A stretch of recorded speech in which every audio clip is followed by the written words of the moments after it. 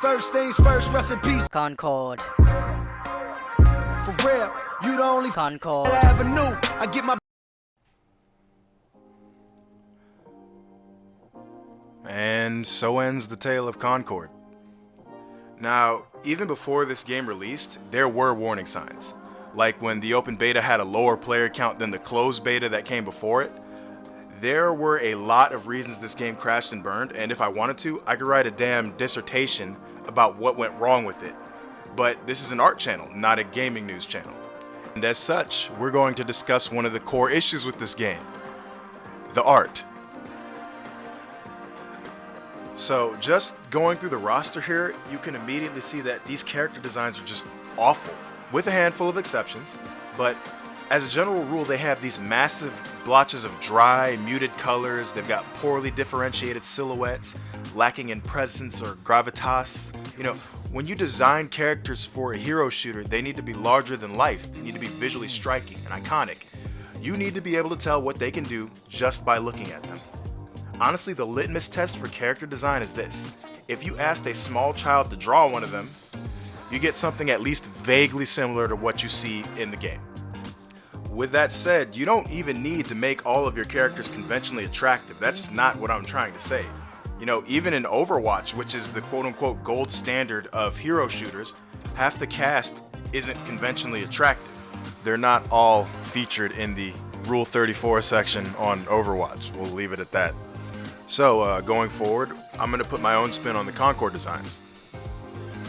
The first character we're looking at is Emari. As you can see, this design is not great, but there's some potential here. It just has some core flaws, right? The first issue is the colorization and texturing. Now, I'm not a 3D modeler, so I won't get into any high-level discussion on the specifics of that, but basically her colors aren't balanced well. It's a hero shooter, so your characters need to be brightly colored, either in a complementary or striking way. And they decided to choose various shades of washed out green for her armor, and she just looks like this blob of color. It doesn't look good. Next is the texturing / shaping of the armor. It's just all these round surfaces that just kind of make her look bubbly and unintimidating. If you're going to have a character just be primarily one color, the textures on their armor or body need to be varied and eye-catching. She's got these metallic surfaces and a Kevlar kind of cloth surface on her body, and that's it. The lack of texture variety coupled with her mediocre color scheme means that she doesn't have a distinct look of her own, which is extremely important for a hero shooter, obviously. The second problem is the overall design of her armor. It's just really low-tech and basic, and there aren't any distinguishing features on it. Think of Reinhardt from Overwatch. You know, he's got a jet engine on his back and a rocket hammer. Or Master Chief with his drab armor, but he's got this golden orange visor. Emari's armor looks like it's just a few decades more advanced than an EOD suit, which is a problem because this game takes place in a time period where humans can freely travel between star systems. So that's what we're going to work on. So let's hop over to the drawing pad and see what I came up with. I've started with a base character sketch that I'm going to draw her armor over.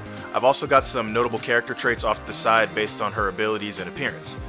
She's physically larger than everyone else, and her combat role means she's not afraid to be in the line of fire. Now, the reason I wrote still girly is not because I want to shove her into a box, but it's there because of a minor and very important detail of her design. Notice that she has facial piercings, lipstick, and eyeshadow, despite being like this roided out super soldier. So this implies that she's still somewhat girly on some level and has that sense of kind of vanity and that she cares about her appearance to some extent. This minor detail is what informs my design decisions when I go forward. Okay, let's add in the next armor layer here. So this is the basic skeletal structure of her armor. I opened up her helmet a bit more so you can see more of her face and some of her hair. And I've created some open shoulder pauldrons to give her armor an iconic feature that'll make her stick out. More on that when we get to the next layer. I wanted her armor to be protective but also form-fitting enough to provide some level of posability for dynamic poses and stuff, so she looks cool and she can do cool things when you put her in splash images. And it also gives her a distinct silhouette because I basically made her shoulders wider, but I also made her waist thinner. So she has this kind of hourglass figure that you would be able to see if you saw the character just through a wall or just as a shadow. so you could pick her out at like a glance if you needed to. And now for the best part, we're gonna add in the final details layer. See those big ass shoulder pauldrons and like the new details on the helmet? This is gonna be her iconic feature that makes her stick out as a character. So the visor on her helmet and these large shoulder pads are going to be made out of like energy shielding. And just to draw reference to part of her kit, which involves giving allies shields and armor. Remember when I mentioned how like you need to have like a little kid be able to draw the character? This is what I was talking about. So the little kid is going to gravitate towards these energy shielded helmets and shoulder pads, and that's the purpose of her iconic feature. So with all that done, let's take a look at the completed artwork with all the visual effects and bells and whistles and stuff. Now, I'm no character design genius, but this has a lot more going on than the original version. Like, this actually looks like a futuristic set of armor. So we have Bazz, who actually has the least design work to be done with the 3 characters I'm working with today. From what I've seen on her kit, she's this really agile, close combat, like assassin character, which doesn't come through at all in her design. She has this bulky trench coat and her design is really like grounded looking. She doesn't look like she's light on her feet. So the red trench coat is a great start. It's distinctive, but it's not enough. I can think of several characters off the top of my head that wear red trench coats, but they of course have more to them than that. You know, you got Dante from DMC, you got Carmen Sandiego, you got Vash the Stampede, you got Vincent Valentine. But those characters have a lot more to them than just wearing red. Also, her shades look kind of stupid. They're really unflattering when you combine them with this particular hairstyle, which is a shame because it's actually a great hairstyle. We're gonna work with that once we get into the drawing pad. Let's start with the basic figure drawing. I styled her body type after like female track athletes, so you can properly like convey her agility. So she'd have like a more muscular lower body and a more like agile, like toned upper body. I also gave her a more flattering hairstyle that's still similar to the original one. The original one, I think those little twisties on the top are a little bit overboard, so you know, just nix those and leave the afro puffs on the side. That's what I did. Alright, so now let's add in the clothing layer. So I kept it simple, but I decided to do a bit of tweaking to the trench coat. If she's supposed to be fast, I wanted her trench coat to kind of enhance the kinetic imagery of like her speed. So what I did was I gave the coat 3 tails and I took the sleeves off, like to show off her arms a bit, as well as like give her like a sleeker look, because the original coat was like bulky in the upper body area and it kind of took away from the kind of agile profile silhouette that you want to give her. I also gave her some leggings that have like a more futuristic design, and you know, because the Concord characters look really oddly low-tech for the setting that they're in. And I of course kept the sneakers because I'm going to do something cool with them when we get to the next layer. Now, it may not look like much, but I added some very important details to the overall piece. So I added gadget holsters to her thighs and upper arms. I added some knee pads.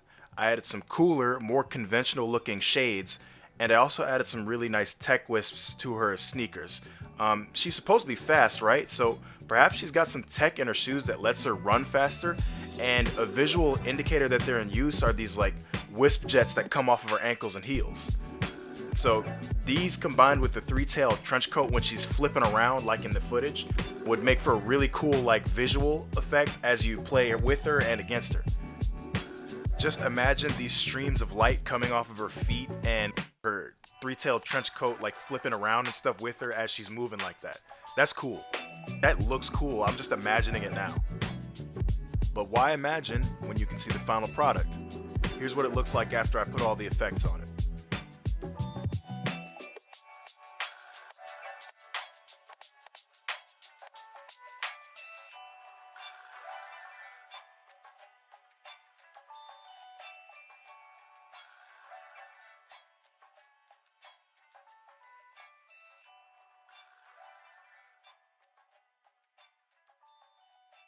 And now it's time for the elephant in the room. This guy, his name is Daw. This is the one everyone was talking about. It's easily the worst design in the game. He just looks so pedestrian, man. There's nothing going on here design-wise. Like, he just looks like a homeless dude. The blue and orange on the coat is a good start, but this puke green that he has on his entire body is just completely ruining the whole thing. Also, he's supposed to be like a medic or something, but there's no indication from his design that that's his role in combat. You would think he's like a tank or something because he's so hefty. And on top of that, he has average mobility, which is really weird for somebody with this hitbox. Look at how he moves. He's so quick. What the hell is going on? Like, nothing about his design gets across the point that he's supposed to be this quick-footed healer that can also kind of protect his team. So I'm going to do that with my own design, but I'm going to keep it as similar to this as possible. Alright, so I'm going to leave Daw as round and like heavy set. We need our thick boy representation. Extra thick! However, given the fact that these people run around doing heists and getting into gunfights for a living, Daw should be more athletic than he looks, like a power lifter or an NFL lineman or like a sumo wrestler. He's in great shape. He just eats too much junk food, and there it is. So I gave him more muscular arms and broad shoulders, but he's still got that gut, and he's got these kind of like wide set, more muscular thighs. I know he's got sweatpants, but like I want him to have like a body type that fits what he's gonna be doing with the way I envision him. So his role in gameplay is kind of like this decently quick moving heavy medic where, you know, he puts down healing pads and he also has a shield generator. Given his role as a battlefield medic, he needs to be able to get around quickly, but a guy built like this ain't going anywhere fast, so I gave him a jetpack. This layer is not super important, and I always, of course, like to put my important stuff in the final details layer, so we're going to jump to that now. Okay, so this man should not be able to double jump at all, but I'm going to justify it with his equipment. So by giving him a jetpack, he can leap around the battlefield and provide shields or heal his allies when they need him. Next, since he's on the heavier side, I wanted to give him some more visual icons to lean on with his design as being, you know, more heavy set and more defensive in his role in combat. So that big plate on his stomach is his shield generator. Basically, as I was drawing this, I decided to separate the functions of his backpack a little bit, and I added the shield function to his stomach plate. I also added some additional armor to his shoulders and his forearms. That should get across the idea that he's kind of one of the more heavy set characters. So here's the final design. It gives you a much bigger indication of what he actually does on the battlefield, and then the jetpack explains his mobility.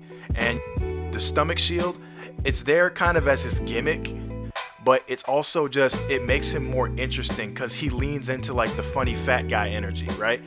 You know, he might slap his belly to turn on the shield or something, or he can use the shield to crush people when he does like a belly flop after he jumps with his jetpack. There's a lot of fun you could have with this design and this gimmick and this idea, and that's what I wanted to do. I wanted to give him an iconic feature to lean on as a character.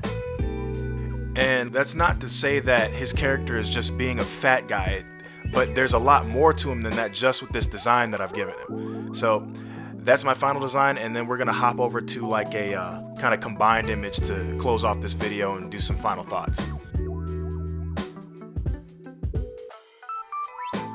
Alright, so here are the final designs. I think I did pretty good in redesigning these characters in a way that gets their abilities across as well as some of their personality quirks.